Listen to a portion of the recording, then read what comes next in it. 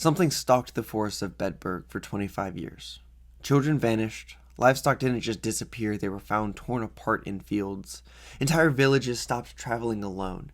People were moving in armed groups just to get through the woods to the next town.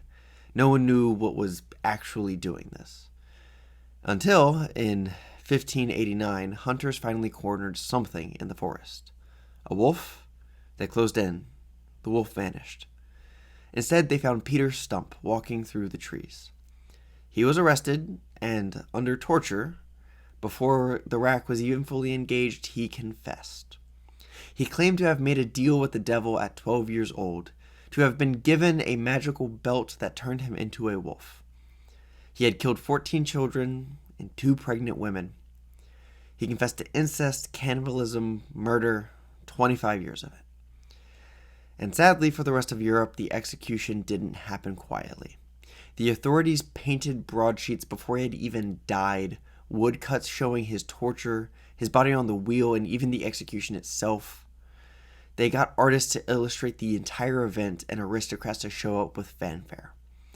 On Halloween of 1589, they tied him to a breaking wheel, tore flesh from his bones with hot pincers, broke his arms, his legs, and eventually beheaded him, burning the body and putting his head on a pike. This was theater, coordinated, sensationalized, designed to spread.